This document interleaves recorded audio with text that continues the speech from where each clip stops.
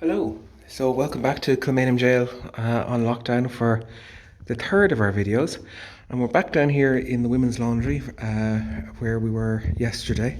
But today I thought, because it's such a lovely day, it might be nice to go out into some of the yards and explore them.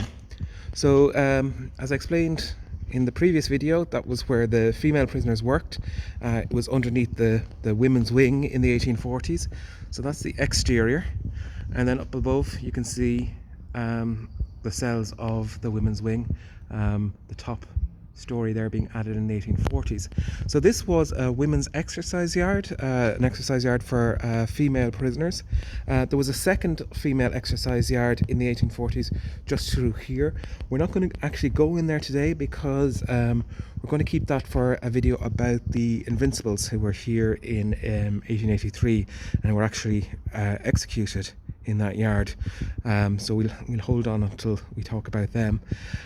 In this corner here, according to the plans, there was at some point some kind of a drying room for the laundry, and in the original plans for the jail, this yard and the yard beside it were one, and they were reserved for prisoners who had been convicted of non-capital offences. However, today we're going to head in this direction to a yard which again in the 1840s was for female prisoners, but for a different type of female prisoner, for female debtors. Debtors are very much a phenomenon of the 18th and 19th century prison landscape. At that time, if you couldn't pay your debts, your creditors could order you to be taken and held somewhere in a jail, in a debtor's prison, or in a county jail like Kilmainham, and you would be held there until your debts were paid. Now, there were two different types of debtors. There were pauper debtors.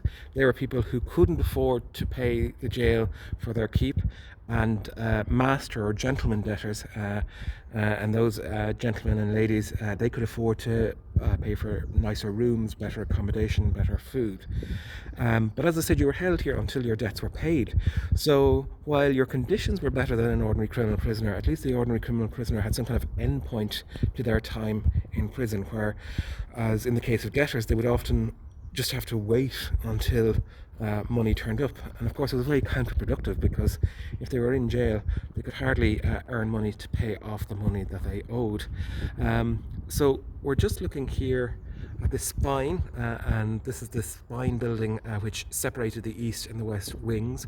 At the very top there you can see the three windows of the Protestant chapel, and we'll be going there hopefully on one of these videos shortly.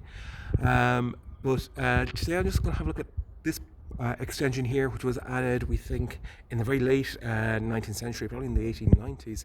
This was the hang house. So up here where the window is, that's where the hanging took place, and down below, through that door, that long narrow door, that's where they would have gone to collect the body of the prisoner. The rules stated that the prisoner had to hang for at least an hour after the execution. So a rather gruesome spot. Just above it there, actually, those on the first floor, those two long narrow windows, they were the windows of the cell of Charles Stuart Parnell, but originally that was the matron's office. Anyway, we are going to head in here into what is the biggest of the exercise yards in Kilmainham Jail, at the back of the mighty Victorian East Wing, added to Kilmainham Jail in 1862. As I said, this is the biggest yard, and you can see there are these two concentric rings made from concrete, and the idea was that the prisoner would walk.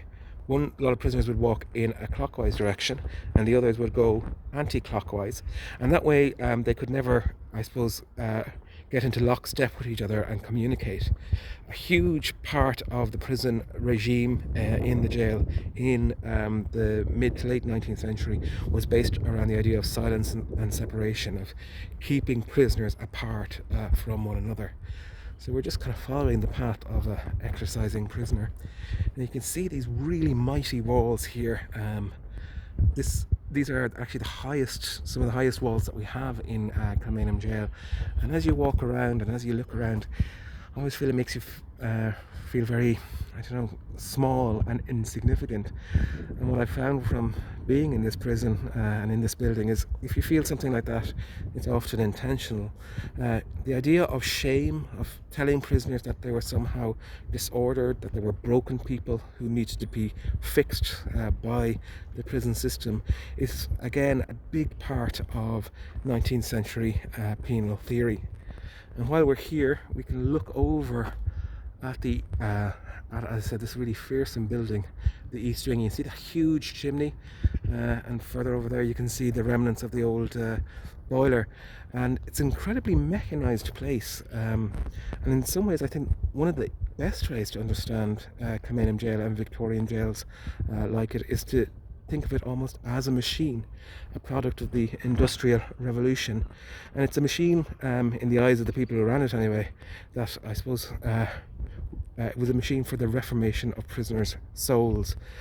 Prisoners and criminals were seen almost as raw material who'd be processed by the prison system. And we still use that kind of language today, that idea of processing prisoners. It's deeply dehumanising. The other thing is, as I said, I came out here because it's such a beautiful day and we're looking up at the sky. Oscar Wilde described it in the Ballad of Reading Gaol as that little tent of blue the prisoner calls the sky.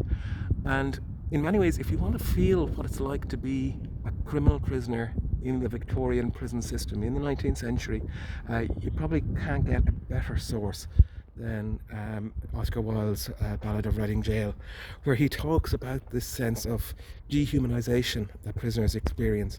And he says that it's all, from the outside, it looks very ordered as they walk around in circles in their exercise yard and do their prison work and are outwardly obedient and compliant. But he then describes this torment that's going on inside the prisoners' souls. And he said the worst thing about being a prisoner in the system at that time was the alienation from the rest of humanity, that feeling that you never experienced any human kindness or warmth. And he said that was probably one of the hardest things to try and deal with while he was a prisoner at various prisons in Britain at the time. At the time as well, although Oscar Wilde was held in English prisons, the systems in all these prisons were largely the same, and uniformity became very, very important to them as the 19th century progressed. Now we're going to head out of this yard, mostly just to give you a kind of a sense of where you are in the building. We're coming out here at the back of the East Wing. There's a door in there leading into the basement, and we'll be going in there at a later video as well. And these yards are going to be part of an alternative tour of Kilmainham Jail that we're hoping to roll out during the summer, which will look at different parts of the jail, probably concentrate a little bit more on the social history of the prison. So for those of you who are familiar with the jail, this is where the tours start. You can see the museum over there. That's the former infirmary, the hospital of the jail, which is where I'm based at the moment. So perfect place to be based during a pandemic, a building literally just designed to isolate fever victims. And you can see here just the other side of the East Wing. Okay, we'll be having more videos in the future, so tune in. And in the meantime, stay safe. Thank you.